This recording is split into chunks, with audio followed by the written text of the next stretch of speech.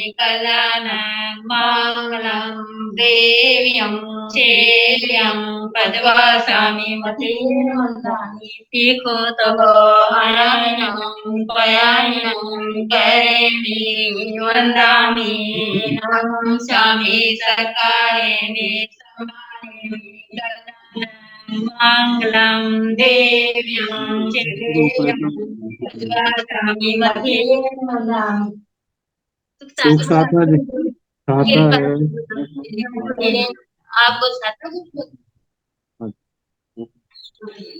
यह आगम वाचना अविरल गति से चलती रही, इससे तो सभी तपस्वी अपना अपना योगदान दे रहे हैं। आज की तपस्या इस प्रकार है। उपाध्याय प्रवर अनियोग प्रवर्तक पूज्य श्री कन्हैया लाल जी महाराज साहब कमल के शिष्य तपो केसरी श्री संजय मुनि जी महाराज साहब का उपवास। तरुण तपस्विनी महासाध्वी श्री क्षमा जी महाराज साहब का उपवास। तप शिरोमणि महासाध्वी श्री सुव्रता जी महाराज साहब का उपवास। हम सभी तपस्वियों को सुख साता पूछते हैं और सभी के तप की बहुत बहुत अनुमोदना करते हैं। अब हम पूज्य गुरुदेव श्री से करवत विनती करते हैं, प्रार्थना करते हैं कि आप अपनी मंगलमय वाणी से हम सबको लाभान्वित करें। पधारे गुरुदेव, पधारे गुरुदेव। सुख साता गुरु जी।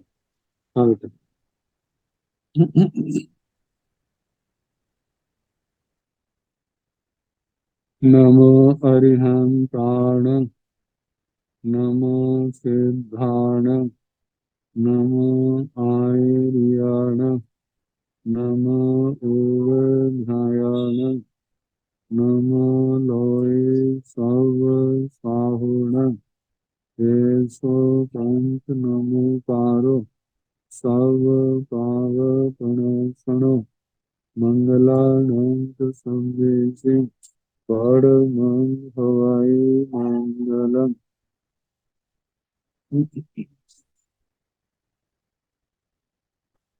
जिन शासन जिन वाणी सदा जयवंत हो, रमण संग सदा अविकल मंगल हो। मुक्ति को प्राप्त श्रमण भगवान महावीर स्वामी, उनकी परम पावन कल्याणी भागवती वाणी वाचक प्रमुख श्री इंदर भूति गौतम आदि गणधर भगवान युग प्रधानाचार्य परम पूज्य श्री सुधर्मा स्वामी जी महाराज, उनकी परम पावन पाठ परंपरा वर्तमान आचार्य ध्यान योगी परम पूज्य श्री शिव मुनि जी महाराज एवं गुरुजन सबके पावन करण स्रोतों में मेरा अनंत अनंत बार वंदना नमस्कार।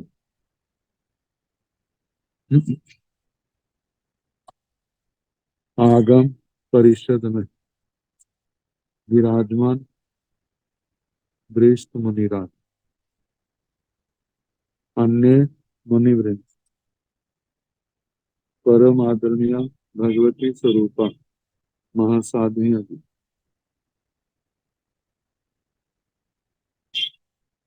आगम वाचना से पहले परसों रात श्रमण संघ के सलाहकार राज ऋषि घोर तपस्वी श्री सुमति प्रकाश जी महाराज समाधि पूर्वक भाव पूर्ण करके जिनका जीवन महान था, गुरुओं के प्रति समर्पित, उसके साथ साधना, जिनका आयमिल तप लगभग 50 साल से भी ऊपर एकांतर आयमिल तपस्या चली, समय समय पर उनके दर्शन होते रहते थे, बहुत कृपा थी। विशाल परिवार के देखा जाए श्री निहाल चंद गौर तपस्वी श्री निहाल चंद जी महाराज के परिवार के प्रमुख संत भीष्म पितामह श्री सुमति प्रकाश जी, जिन्होंने अपनी साधना से अपने जीवन को तो सफल बनाया, समाज को भी बहुत कुछ दे गए। देखा जाए श्रवण संघ में वरिष्ठ उपाध्याय वाचनाचार्य श्री विशाल मुनि जी महाराज, उत्तर भारतीय प्रवर्तक पूज्य श्री आशीष मुनि जी महाराज, जो प्रमुख संतों में है, और इनका शिष्य परिवार स्थान स्थान पर जिन शासन की सेवा में लगा है, वैसे महापुरुषों का जाना देखा जाए संघ में बहुत बड़ी कमी। ऐसे महापुरुषों के चरणों में हम श्रद्धांजलि दें, जैसे उन्होंने अपना जीवन संयम तप धर्म आराधना से सफल किया, ऐसे हम सब धर्म आराधना के क्षेत्र में आगे से आगे बढ़ करके जहाँ अपने जीवन को सफल बनाए, वहां पर धर्म प्रभावना करते हुए जिन शासन की महती प्रभावना करें। तो अब हम श्री स्थानम सूत्र के जो प्रारंभ किया है उसका 9वां स्थान, इससे पहले शनिवार को 9 महानिधियों का वर्णन आया था। अब 9 विकृतियां, जिनका सेवन विकार का विकृति का कारण बनता है। आत्मा के अंदर विकृतियां, चंचलता, संयम में अस्थिरता, संसार की ओर आकर्षण, जिनका मर्यादा से ज्यादा सेवन इन दोषों का कारण बनता है। तो वे कौन कौन सी है, जहां संख्या में 9 बताई है। कुछ तो ऐसी है जो अत्यंत वर्जित है, और कुछ ऐसी हैं जिनका आवश्यकता अनुसार थोड़े रूप में सेवन किया जा सकता। तो बताया है नव भी गयो पणताओ तन जहाँ हीरम दही नवनीय सपिंग तेलम कुलम मोहु मज्जं मनसं नव भी गयो पणताओ, 9 विकृतियां कही। विकृतियां जो मद का कारण। श्री उत्तराध्ययन सूत्र के 32वें अध्ययन में कहा है, रसों का अत्यंत सेवन करना, गृष्ट पदार्थों का अत्यंत सेवन करना। देखा जाए तो विकारों को बुलाना है।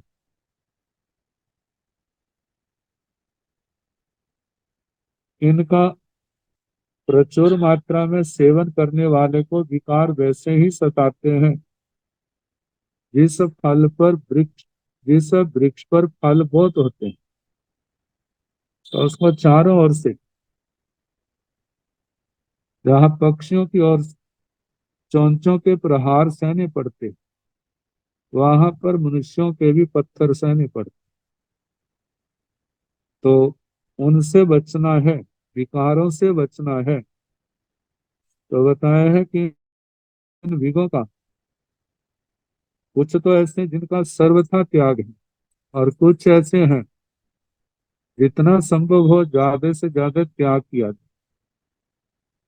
मानव सेवन होता भी है तो उसको, शक्ति को स्वाध्याय में, ध्यान में, तपस्या में, सेवा में, संबर और निर्जरा के कारण में लगाया जाए, ताकि वह पैदा हुई शरीर के अंदर शक्ति आत्मा के भटकने का कारण ना बने। तो वे विकृतियां हैं तंजहा, जैसे कि कीरंग। कीरंग का क्षीर शब्द है, क्षीर दूध के लिए आता है, दूध का प्रयोग कहा जाता है।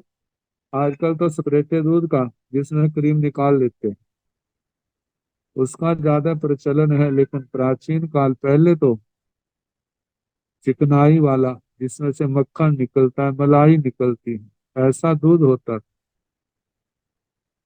तो पुराने संत फरमाते हैं कि उनके गुरुजन जब कभी पारना होता था तभी दूध का प्रयोग करते थे। या लंबी तपस्या करनी है, धारणा है, तो उस समय अन्यथा इसका त्याग भी होता था। तो पहला विषय जो है विकृति जनक पदार्थ, वो क्षीर दूध है। दूसरा है दही, दधि, दही जिसको कहा जाता है। और तीसरा है नवनीत। नवनीत का मतलब मक्खन, इसका प्रयोग भी विकृति का कारण। और चौथा है सपिंग, सर्पी। सर्पी घी के लिए आता है।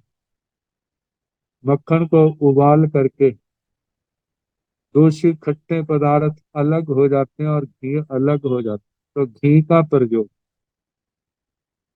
आगे तेलम, तेल, तेल का प्रयोग भी विकृति का कारण।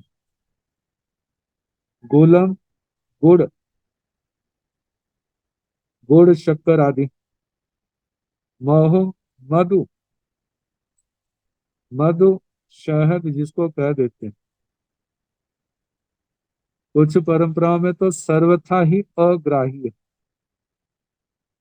अपनी परंपरा में कोई औषधि आदि के रूप में प्रयोग है तो उसकी बात अलग, अन्यथा अग्राही। मध्यम, मध्य और मनसंग, मांस, ये विजय ऐसे हैं जो सर्वथा अग्राही है। बुद्धि को भ्रष्ट करने वाले, उन्माद पैदा करने वाले, और मांसादि का प्रयोग जिसमें त्रस्त काया के जीवों का वध होता है। तो कहा जाता है मांस शब्द की व्युत्पत्ति जो करते हैं वो कहते हैं मां स, स वह मेरे को मांग, जैसे मैं उसके शरीर को खा रहा हूं, आने वाले समय में वह भी मेरे शरीर का भक्षण करेगा। तो इन सब बातों को देखते हुए कहा जाता है अंतिम जो दो विकृतियां वे तो सर्वथा अग्राही हैं। जहां तक कि जिन कुलों में जिन रसोइयों में जो तैयार होता है वहां साधु साध्वी तो गोचरी को भी नहीं जाते।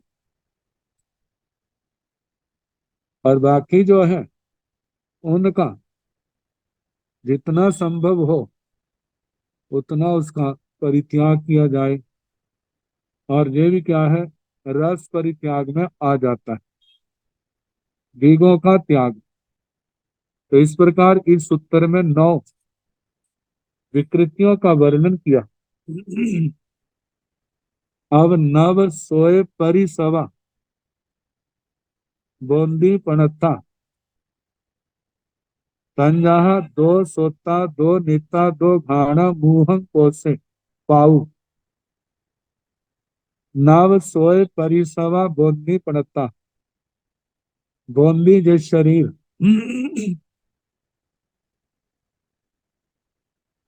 नव इस शरीर कैसा, पणता कहाँ है, इसके 9 दरवाजे, शरीर में से निकलने के मल निकलने के मार्ग 9 कहे हैं। तंजहा जैसे के दो सोता, दो तो श्रोत्र कान है, जैसे कानों से मैल निकलती है। दो नेता, दो नेत्र, दो आंखें, इसमें से भी जहां पानी निकलता है। और कितनी बार गिद्ध, मतलब वो मल सूख जाता है आंखों के किनारे दिखाई देता है। दो घाना, दो घ्राण, नासिका के द्वार, जहां से भी क्या है, और ये भी मल निकलने का, शरीर के मैले अंश निकलने का रास्ता है। जहां ये सांस लेने का रास्ता है वहां पर ये दूसरा भी रास्ता है।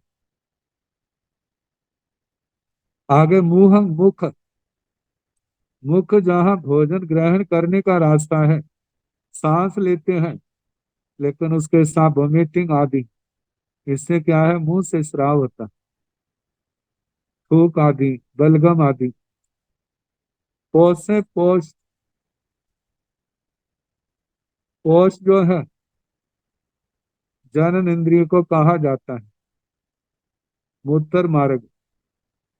आगे पाऊ, पायु, ये मल द्वार को कहा जाता है। तो कहा जो 9 स्रोत हैं शरीर में जिनसे मल बहता है, जिसके कारण इस शरीर को अशुचि कहा जाता है। क्योंकि जो भी खाया पिया जाता है पच जाता है, लेकिन निस्सार भाग तो इन्हीं रास्तों से निकलता है। तो जो स्रोत परिस्रव, मल निकलने के 9 मार्ग। और देखा जाए जितने भी शरीर के रोग हैं उनसे भी मल बहता है, पसीने के माध्यम से शरीर की मैल बाहर आती है। अब ऐसे पानी से बस्तर को धो, पानी से स्मेल नहीं आती, लेकिन शरीर से जो पसीना पहुंचा जाता है, समय आने से उसके ऊपर से उससे क्या है कि स्मेल आनी शुरू हो जाए, पसीना सूखता जाता है, कैसे मैल बनती जाती। तो ऐसे जो मल निकलने के 9 मार्ग कहे। अब आगे बताया, नव भी है पुण्य पणते तन जहा अन्न पुण्य, पान पुण्य, बथ पुण्य, लेन पुण्य, शयन पुण्य, मन पुण्य, बही पुण्य, काय पुण्य, नमोकार पुण्य। नव विह पुण्य प्रणते, 9 प्रकार का पुण्य कहा। पुण्य का मतलब जिस कर्म के, जिस क्रिया के द्वारा कर्मों की शुभ प्रकृति का उपार्जन होता है। एक क्रिया है जो हमारे को बाहर दिखाई देती, और एक क्रिया के कारण से जो कर्म वर्गणाएं हमारी आत्मा के साथ बंधी।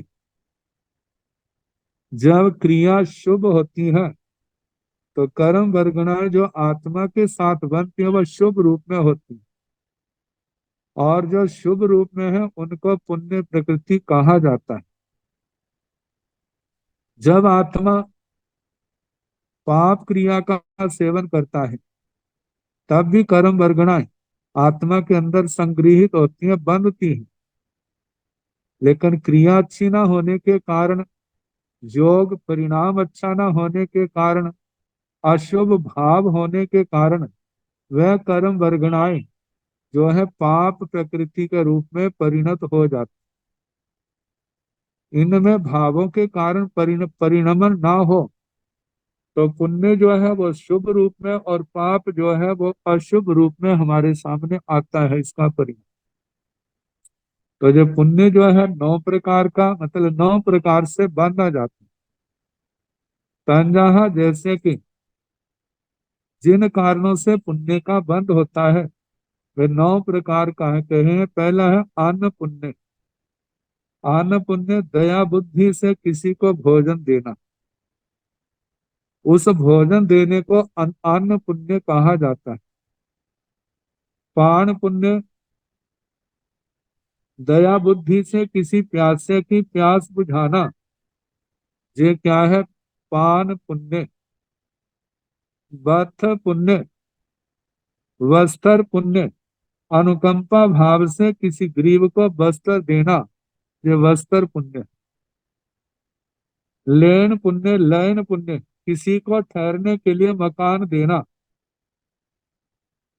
तो वह है लयन पुण्य। शयन पुण्य, शयन पुण्य, आराम करने के लिए किसी को आसन या बिस्तर देना, वह शयन पुण्य। मान मान पुण्य, मन पुण्य, मानसिक भावों को पवित्र रखना, वह मन पुण्य है।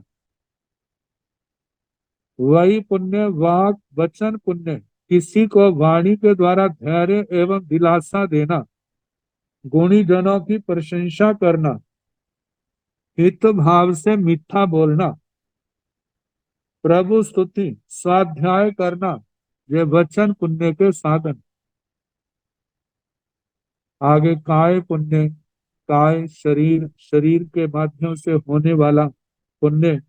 गुणी जनों दुखियों को शरीर, उनकी शरीर से सेवा करना, काय पुण्य। और नौमा है नमोकार पुण्य, नमस्कार पुण्य। विनय एवं नम्रता से किसी को नमस्कार करना, नमस्कार पुण्य। तो ये 9 प्रकार से पुण्य का उपार्जन होता है। कहा जाता है इन क्रियाओं पर में कहीं पर जीवों की हिंसा भी होती है, लेकिन क्रिया करते समय लोगों के भाव हिंसा के ना के बराबर होते हैं, लेकिन भले के विशेष करके होते हैं, किसी का भला हो। तो इस कारण से कहा जाता है पुण्य का बंध ज्यादा है और पाप का बंध नाम मात्र, क्योंकि पाप के लिए उनके अध्यवसाय पाप करने के भाव नहीं होते। तो कई स्थान तो ऐसे होते हैं जहां पर सहज ही निर्दोष वस्तु देने का सौभाग्य मिल जाता है। कहा जाता है इनमें जब निर्दोष वस्तु और जिनको दिया जा रहा है वो भी निर्दोष है, तो ऐसी सेवा तो महान निर्जरा का कारण बन जाती है। पुण्य का भी उपार्जन होता है लेकिन निर्जरा भी बहुत होता है। लेकिन जहां पर ये कार्य अनुकंपा से प्रेरित होकर के किए जाते हैं वहां पर पुण्य की प्रधानता रहती है। तो इस प्रकार 9 प्रकार से पुण्य बांधा जाता है। नव पावसायण पनत्ता तन जहा पानाई वाय मूसा वाय जाव परी गए कोहे माने माया लोहे। इस उत्तर में बताया है नव पावस आयना पणत्था। पाप के आयतन 9 कहे। पाप का बंध जो है 9 प्रकार से होता है। तंजाहा जैसे कि पाणाई वाय मुस्सा वाय जाव परी गहे कोहे माने माया लोहे। पाणाई वाय प्राणातिपात, जीवों के प्राणों का विनाश करना। मूसावाय मृषावाद, झूठ बोलना। अदिन्ना दाने अदत्ता दान। आदत, दत्त होता है जो दिया गया है, आदत होता है जो दिया नहीं गया। तो आदान होता है ग्रहण करना, उस वस्तु को लेना जो उसके स्वामी के द्वारा दी गई ना हो। तो मैं अदत्ता दान। आगे मेहुण मैथुन, कुशील, परिगह परिग्रह, कोहे क्रोध, माने मान, माया माया, लोहे लोभ।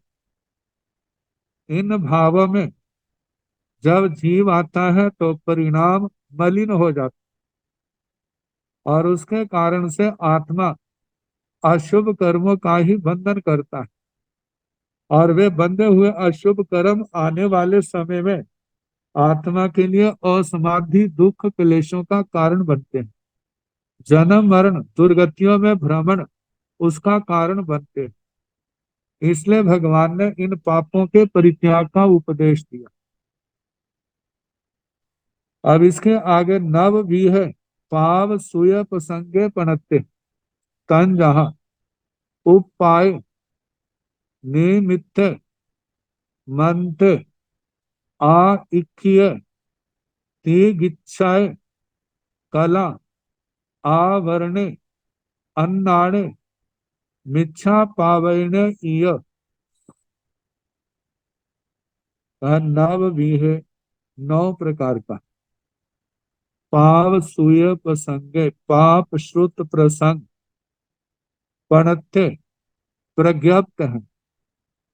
9 प्रकार का पाप श्रुत का प्रसंग प्रतिपादन किया गया है, भगवान ने वर्णन किया है तंजहा जैसे। कहा जाता है एक विद्या वह होती है जो संवर और निर्जना का कारण। एक विद्या वह है, विद्या का मतलब जानकारी, जिससे संवर निर्जना तो नहीं होती लेकिन कर्मों का बंध जरूर होता है। कहीं पर ज्यादा होता है और कहीं पर कम होता है। तो कहा कि ऐसी विद्या जो संसार वृद्धि का कारण है, वे सारी की सारी विद्याएं उनको पाप श्रुत के रूप में कहा है। और जो विद्या संवर और निर्जरा का कारण हो उसी को अध्यात्म विद्या, श्रुत विद्या के नाम से कहा जाता है। तो जहां पर जितना संसारी ज्ञान विज्ञान है उसको जो है पाप श्रुत के रूप में लिया गया। कहा जाता है 72 कलाओं का ज्ञान यदि आत्मा के पास धर्म कलानी, धर्म का ज्ञानी, तत्व ज्ञानी, तो जो संसार वृद्धि का ही कारण बनते हैं। इसलिए कहा जाता है 72 कलाएं क्या है, कुकलाएं। लेकिन जब आत्मा के अंदर सम्यक तो आ जाता है, धर्म का बोध हो जाता है, तो वो इन्हीं विद्याओं का सदुपयोग करने के कारण से जो सुकला का रूप धारण कर जाती है। तो ये 9 प्रकार का पाप श्रुत, वैसे 29 प्रकार का पाप श्रुत। श्रवण सूत्र की जब व्याख्या आई थी तो उस समय आया था। तो अब जो है ये 9 प्रकार का जहां पर कहा है उपाय उत्पात, उत्पात इसके संबंध में कहा है कि दैविक और भौतिक, दैविक देव देवियों संबंधी, भौतिक भौतिक इन जितने भी भौतिक साधन हैं उनके कारण से उपद्रव होने के आसार देखकर, जब कोई ऐसा उपद्रव होना हो, किसी भी कारण से बोध हो जाए, तो उसकी निवृत्ति के लिए ये ना हो, हिंसा आदि उपायों का प्रयोग बताने वाला, किसी पशु आदि के बलिदान द्वारा राष्ट्र रक्षा के उपाय बताने वाला, साहित्य जो है वह पाप श्रुत है, जिसका नाम उत्पात कहा जाता है। जैसे दुख विपाक में बृहस्पति का वर्णन आता है। वो बृहस्पति अपने राजा के राज्य में आने वाले उपद्रवों को शांत करने के लिए चारों वर्णों के छोटे छोटे बच्चों को लेकर के उनके हृदय कलेजे लेकर के हवन करता। और कहा जाता है संसार के अंदर तामसिक शक्तियों के कारण से वह उपद्रव तो शांत हो जाते थे, लेकिन कितनी हिंसा होती। पंचेंद्रिय हिंसा, और पंचेंद्रियों में भी मनुष्यों में भी बच्चों की, जिनका किसी के साथ कोई बैर विरोध नहीं। और कैसे वो वहां से भावपूर्ण करके नरकों का अधिकारी बनता है। तो बताया है पहला पाप शुद्ध उत्पात, जिसमें उपद्रवों को शांत करने के लिए बलि आदि का विधान किया जाता। और दूसरा है निमित्त। निमित्त हिंसा आदि पाप निमित्तों द्वारा शुभ अशुभ फल बताने वाला शास्त्र। ऐसा निमित्त शास्त्र जिसमें अच्छे की प्राप्ति के लिए बुरे को दूर करने के लिए हिंसक उपाय बताए जाते। तीसरा है मंत्र मंत्र, जिस शास्त्र में मारण, उच्चाटन, मोहन, वशीकरण आदि मंत्रों की साधना, उनके अधिष्ठाता देवताओं का आह्वान आदि का वर्णन हो, और साथ ही उनके प्रयोगों का वर्णन भी हो, वह शास्त्र मंत्र शास्त्र। और ऐसा भी कहा जाता है जिस मंत्र का अधिष्ठायक देवता है पाठ का, उसको मंत्र कहते हैं। और जिसकी अधिष्ठायक देवी है उसको विद्या कहा जाता है। तो इसमें आया है मंत्र मारण।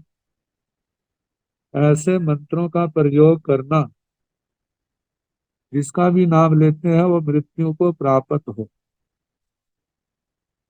कहा जाता है जिसके लिए मंत्र का प्रयोग कर रहा है वो मरे या ना मरे, लेकिन ऐसे मंत्रों का प्रयोग करने वाला अपने मरने की तैयारी कर लेता है। और ऐसी आत्माओं का जो भविष्य है अत्यंत प्रगाढ़ अंधकार पूर्ण होता है। तो पहला तो मारण प्रयोग, दूसरे को मारने के लिए ऐसा कोई तांत्रिक मांत्रिक कैसा भी प्रयोग करना। और दूसरा शब्द यह उच्चाटन। उच्चाटन जिसके कारण से हर समय जिस व्यक्ति का उच्चाटन किया जाता है हर समय परेशान रहे। जैसे आजकल डिप्रेशन कह देते हैं, मतलब कहीं पर भी उसका मन नहीं लगता, बुझा हुआ मन, परेशान ऐसा अनुभव करता। और तीसरा है मोहन। मोहन प्रयोग ऐसा होता है दूसरे को मूड बना देना, और उस अवस्था में कोई भी उससे कार्य कराया जा सकता है। और इसी के साथ वशीकरण, दूसरे को वश करना और अपने काम सिद्ध करना। कहा जाता है ये मोक्ष मार्ग नहीं है, ये संसार का मार्ग है। अत्यंत संक्लिष्ट परिणाम होते हैं। व्यक्ति अपना कार्य तो सिद्ध कर लेता है, लेकिन उसका परिणाम कितना भयानक होता है आज उसको उसकी नजरों में नहीं, लेकिन केवली भगवान तो साक्षात देखते हैं। और जितने भी अपने मार्ग पर चलने वाले हैं उन साधकों को इनके प्रयोग से, इनको सीखने से, इनसे बचने का ही उपदेश देते हैं। ये पाप श्रुत पाप विद्याएं आत्मा के दुर्गतियों का कारण बनती है। तो कहा जाता है ऐसे मंत्र यंत्र तंत्रों की साधना करना, और इन सब का जिनके अंदर वर्णन किया है वे सारे मंत्र शास्त्र तामसिक राजसिक कहे जाते हैं, जो दुर्गति का कारण है। आगे चौथा है आख्य आख्यायिक। आख्यायिक, वैसे तो आख्यायिका कथाएं होती हैं, कहानियां, जीवन चरित्र होते हैं, लेकिन जहां पर आख्यायिका मातंग विद्या से लिया गया है। मातंग विद्या जिसके उपदेश से भोपा आदि के द्वारा भूत और भविष्य की बातें बताई जाती हैं। तो देखा जाए तो आख्यायिका शब्द को हम कथा कहानियों में भी लें, तो ऐसी कथा कहानियां जिनको पढ़ने से सुप्त विकार जागृत हों, वासनाएं जागृत हों, सुप्त वैर विरोध वो उदय में आ जाए, तो ऐसा जितना भी साहित्य है वे सारे का सारा पाप श्रुत है। धर्म कथा को संबर निर्जना का कारण कहाँ है, लेकिन जितनी भी कथाएं प्रधान है, समय की भी बर्बादी और नए से नए कर्म का बंध, अशुभ संस्कारों का उपार्जन होता है। इसलिए ऐसे साहित्य को पाप श्रुत के नाम से ही कहा है। आगे तीग इच्छाएं। तीग इच्छाएं जिसके लिए वैद्यक शास्त्र चिकित्सा शास्त्र कहा जाता है। चिकित्सा शास्त्र रोगों को शांत करने वाला अवश्य है, लेकिन जो मोक्ष मार्ग का आगम होने के कारण से उसको पापशुद्ध के रूप में ग्रहण करता है। कारण क्या है? वहां पर भी आरंभ समारंभ की प्रधानता है। कितनी कितनी औषधियों को बनाने के लिए कितना कितना आरंभ समारंभ किया जाता है। तो बताया जाता है चिकित्सा शास्त्र इसको भी पाप शुद्ध के रूप में ग्रहण किया है। आगे कला। कला शास्त्र। कला शास्त्र जिस शास्त्र में पुरुषों संबंधी 72 कलाएं, स्त्री संबंधी 100 प्रकार 64 कलाएं, उनका विधि निषेध उनका प्रयोग का कथन किया गया हो, वह शास्त्र कला शास्त्र कहलाता है। आगे है आवरण। आवरण। आवरण कवच के लिए कहा जाता है, और कहा जाता आवरण जिस शास्त्र में भवन, प्रासाद, नगर आदि बसाने का वर्णन हो, भूमि के शुभ अशुभ लक्षणों का विवेचन हो, तल घर आदि बनाने की विधि लिखी हो, जिसको दूसरे शब्दों में वास्तु शास्त्र कहा जाता है, यह आवरण पाप श्रुत।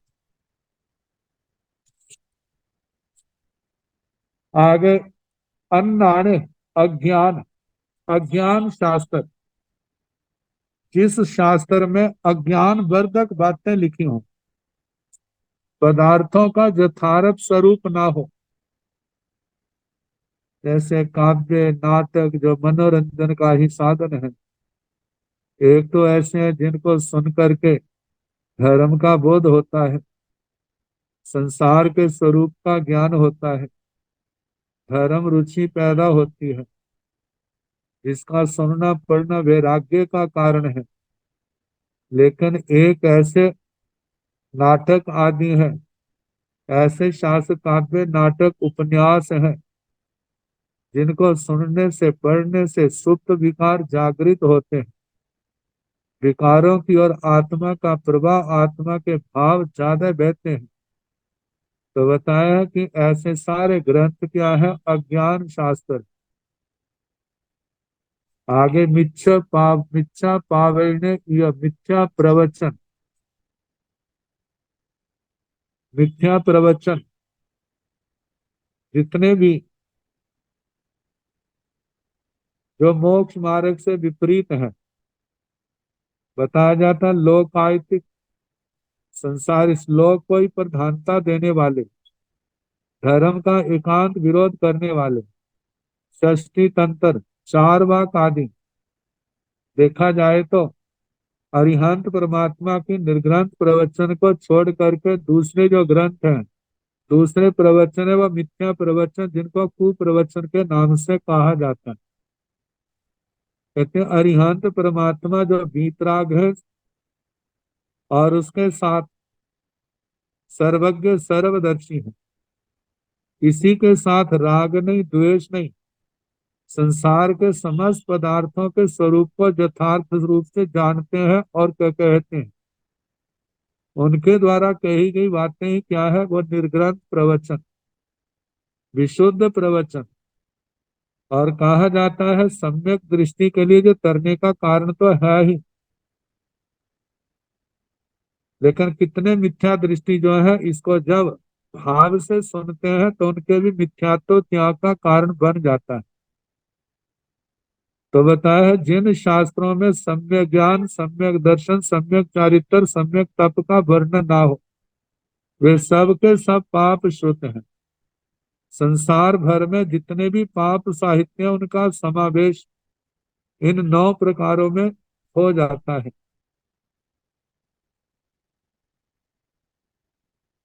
कहते हैं जय ही दृढ़ धर्मी के द्वारा यदि लोक हित की भावना से जाने जाए या काम में लाए जाए तो ये पाप शुद्ध नहीं कहलाते, लेकिन जब इनके द्वारा वासना पूर्ति दूसरों का नुकसान हानि पहुंचाई जाए तभी ये पाप शुद्ध कहलाते हैं। पाप शुद्ध मिथ्या शुद्ध को भी सम्यक दृष्टि संजय सम्यक शुद्ध के रूप में परिणत कर लेता है। किंतु साधारण साधकों के लिए कोई भी पाप शुद्ध हितकर एवं लाभप्रद नहीं होता, क्योंकि उनको बोध नहीं।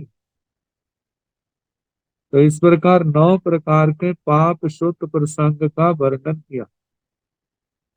अब नैपुणिक पुरुष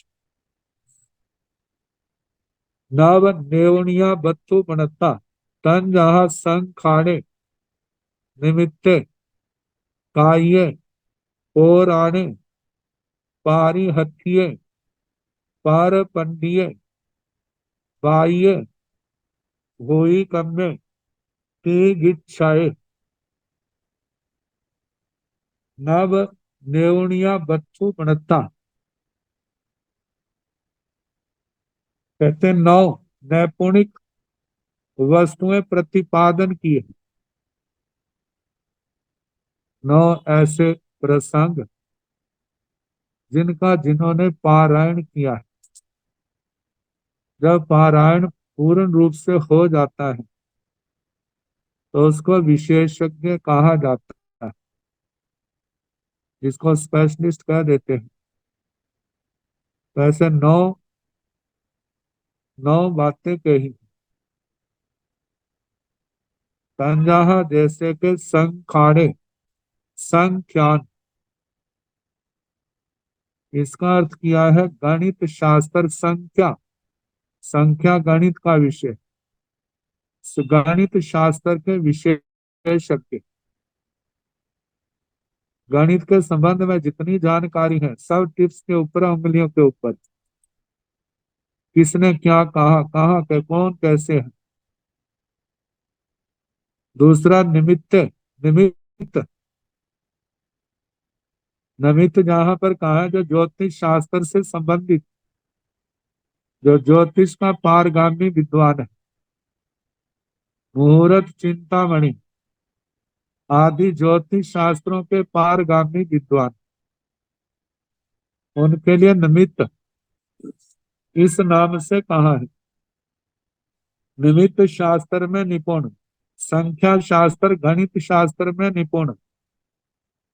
और तीसरा है काय्य, कायिक, इसके संबंध में कहा है कि स्वरोदय के पूर्ण वेता, प्राण तत्व के विज्ञ विद्वान। ये हमारी नाक से निकलने वाली जो हवा है ये भी बहुत कुछ बता देती, और इस प्राण वायु के संबंध में सारा विस्तार से वर्णन किया है। तो इस शास्त्र को जानने वाला कायिक शास्त्र में निपुण विशेषज्ञ कहा जाता है। जो कुछ इसके संबंध में आजकल वर्णन मिलता है, कहा जाता है जिन्होंने इसके संबंध में अध्ययन किया, कृष्ण पक्ष है, शुक्ल पक्ष है, प्राय करके ये स्वर जो है, चंद्र स्वर और सूर्य स्वर जो है, चंद्र स्वर वायु बाई नाक से निकलने वाली हवा और सूर्य स्वर दाई से, किन तिथियों में कौन सा स्वर अधिकतर चलता है और कौन सा स्वर स्वस्थ का कारण होता है। जब ये स्वर अपनी गति को बदल लेता है तो कैसे अस्वस्थता आदि का कारण या अनिष्ट का कारण बन जाता है। और इस स्वरोदय के कारण से कैसे दूसरे के प्रश्नों को जाना जाता है और उसके उत्तर उत्तर दिए जाते हैं। तो ये सारा जो स्वर विज्ञान है, ये कायिक शास्त्र के अंदर है, और ताकि इसका विशेष जानकार कायिक शास्त्र में विशेषज्ञ निपुण कहा जाता है। और चौथा है पौराणिक। पौराणिक का मतलब पुराण। तो इनके संबंध में कहा जिसने अपने जीवन में लोक नीति को देखकर एवं स्वयं अनुभव प्राप्त करके बहुत कुछ ज्ञान प्राप्त किया है। जब पुराण शास्त्र इतिहास का मर्मज्ञ विद्वान है, जो कथाकार है उन्हें भी पुराण कहा जाता है। तो पुराण शास्त्र में निपुण। पुराणों के संबंध में देखा जाए तो वैदिक संप्रदाय में 18 पुराण आते हैं, भागवत पुराण आते हैं, जिनके अंदर अधिकतर जो है इतिहास दिया हुआ, और उस इतिहास के माध्यम से जीवन की उपयोगी बातें बहुत बताई गई। और यदि हम अपनी जैन परंपरा को देखें तो जितना दिगंबर परंपरा के अंदर कथा साहित्य है वो पुराण के नाम से कहा जाता है। आदि पुराण, उत्तर पुराण, महापुराण, पद्म पुराण, हरिवंश पुराण। और श्वेतांबर परंपरा में देखा जाए तो जहां पर भी पुराण शब्द का प्रयोग नहीं किया, जैसे पौमचर्यम है आचार्य श्री विमल सूरि जी का, और इसके साथ साथ में आचार्य श्री हेमचंद्र जी का त्रिषष्ठी श्लोका पुरुष है। ऐसे और भी संस्कृत प्राकृत में अनेक साहित्य है जिसके अंदर मतलब अपने इतिहास का वर्णन आता है। तो बताया जाता है एक तो ये है जिनको ज्ञान है, और दूसरा जो पुराण शास्त्र के इतिहास के मर्मज्ञ विद्वान है उनको पुराण और पौराणिक कहा जाता है। आगे पांचवा है पारिहत्य पारिहस्तिक। जो जन्म सिद्ध निपुण है, अपने सब प्रयोजन समय समय पर पूरे कर लेते हैं, उन्हें पारिहास्तिक निपुण कहा जाता है। कई लोगों का, कई तो पढ़ लिख करके विद्वान होते हैं, कितनी बातें जान लेते हैं, लेकिन कितने लोगों का पूर्व जन्म का क्षोभम इतना ज्यादा होता है, केवल एक बात को लेकर के कितनी बातों की वो कल्पना कर लेते हैं, उनके दिमाग में आ जाती है और वो सब समझ जाते हैं और अपना जो कार्य है उसको कर लेते हैं और बुरे से बच भी जाते हैं। ऐसों को पारिहास्तिक निपुण कहा जाता है। पार पंडित, पार पंडिये, इसके दो अर्थ बताए हैं, जिससे बढ़ करके उस युग में कोई और ना हो। आगम की भाषा में ऐसी आत्मा को श्रुत केवली कहा जाता है। और दूसरा अर्थ है जिसके संसर्ग से, जिसकी संगति से दूसरे अज्ञानी लोग भी क्या हो जाते हैं, पंडित बन जाते हैं। उस व्यक्ति को भी पर पंडित कहा जाता है, जिस व्यक्ति का संग बहुत अच्छा है। आगे बाह्य वादी, जिसको शास्त्रार्थ में कोई जीत ना सके, बाद लब्धि से संपन्न।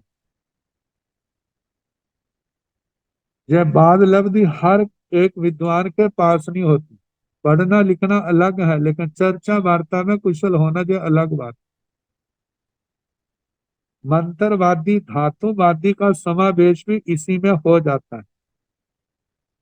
आठवां है भूई कर्म में भूति कर्म।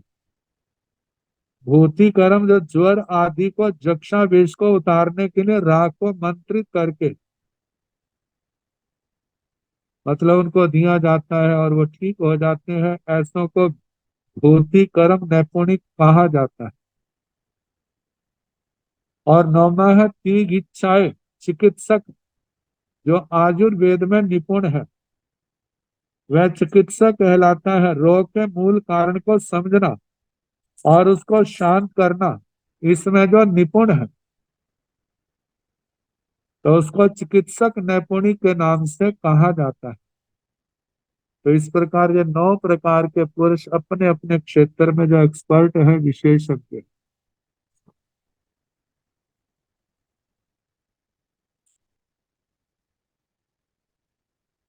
अब इसके आगे महावीर स्वामी के 9 गण।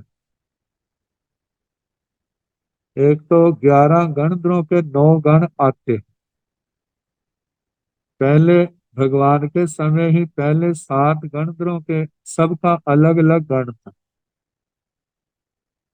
8वें 9वें गणधर का एक गण था और 10वें और 11वें का एक गण था। तो 9 गण होने के कारण से भगवान के शासन में 9 वाचनाएं चली।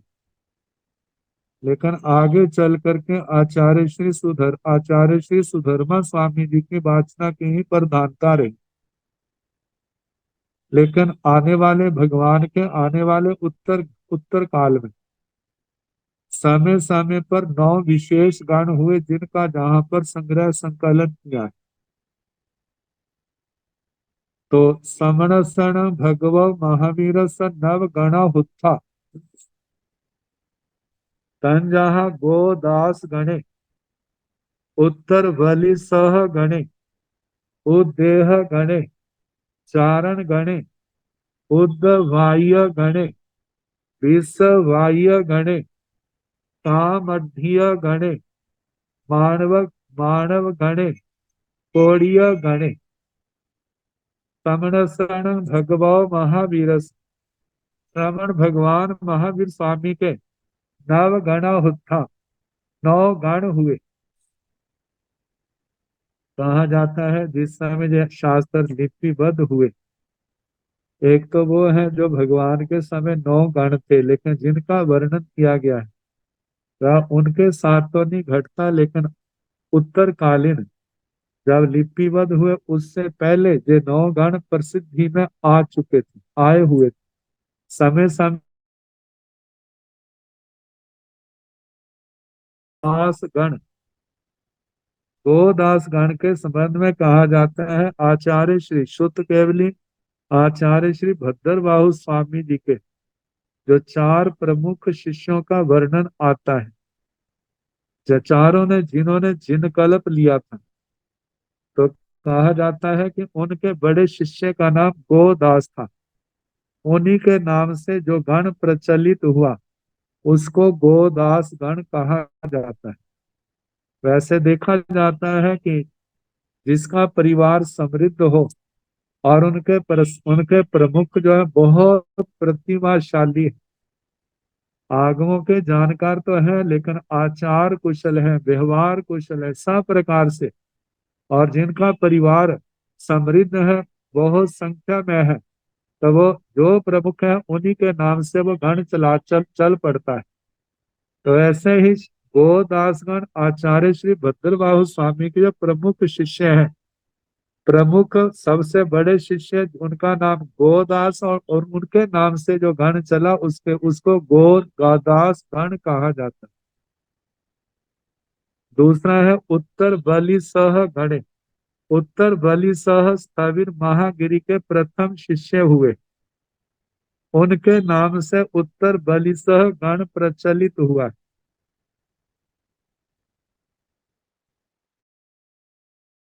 गण उद्देह गण, चारण गण, उद्ध बाह्य गण, उद्ध ऊर्ध्व वातिक गण, विश्वबाह्य गणे विश्ववादिक गण, कामध्य गणे कामऋद्धिक गण, मानव गणे मानव गण, कोड़ीय गणे कौटिक गण। इनके संबंध में बताए इन गणों के नाम किस अर्थ को लिए हुए हैं, जो नवगण किस आधार पर स्थापित किए गए, इस विषय में इतिहास मौन है। हाँ, इनका कुछ वर्णन कल्प सूत्र की स्थविरावली में उपलब्ध होता है, जहाँ केवल उन गणों का नामोल्लेख ही किया गया है। संभव है भगवान महावीर स्वामी के निर्वाण के अनंतर श्रवण संघ 9 गणों में विभक्त हो गया। जहाँ जिनके नाम दिए गए हैं ऐसा भी संभव है वे गणाग्रणी महापुरुषों के ही, जिनसे इन गणों की प्रवृत्ति हुई। जैसे पढ़ने में आ जाता है कोड़ीय गण कोटिक गण, तो प्राचीन टीका में आता है कि एक तो आचार्य कोटि हुए, जिन्होंने आचार्य श्री जिनभद्र गणित क्षमा श्रवण के जो समाय के ऊपर विशेष आवश्यक भाष्य लिखा है, उसके ऊपर में बड़ी विस्तृत संस्कृत टीका लिखी। तो वो आचार्य कोटि के नाम से भी गण हो सकता है, संभावना है। और दूसरी संभावना दे दिया है कि ये कोटिक इसलिए नाम पड़ा कि इन्होंने सूर्य मंत्र का 1 करोड़ बार जाप किया था। तो इसमें जो संभावनाएं है, निश्चय में क्या है, क्योंकि जब तक कोई इतिहास में ऐसा विशेष उल्लेख देखने में नहीं आता तब तक निश्चित रूप से कुछ कहा नहीं जा सकता। अब इसके आगे 9 प्रकार निर्दोष आहार, तो उसकी 9 कोटियां हैं, वो कैसे है तो उसके संबंध में कल जैसे अवसर होगा कराने का प्रयास किया जाए। नमो अरिहंताण, नमो सिद्धाण, नमो आयर्याण, नमो ओवधायाण, नमो लोये संसाहुण, एसो पंच नमोकारो सब पावपनाशनो, मंगलानंद संवेश परमं हवै मंगलम, श्री चतारि मंगलम, अरिहंता मंगलम, सिद्धा मंगलम, साहु मंगलम, केवली पुनतो धम्मो मंगलम, चत्तारि लोकोत्तमा, अरिहंता लोकोत्तमा, सिद्धा लोकोत्तमा, साहु लोकोत्तमा, केवली पुनतो धम्मो लोकोत्तमो, चत्तारि शरणं प्रव्रजामि, अरिहन्ते शरणं प्रव्रजामि, सिद्धे शरणं प्रव्रजामि, साहु शरणं प्रव्रजामि, केवली पुनः धम्म शरणं प्रव्रजामि। 4 शरणे सुख करने दुख करने मंगल करने और शरणानिधि कोय, जो भव प्राणी आचरे अक्षय अमर पर। सबको यथा योग्य वंदना सुख शांति।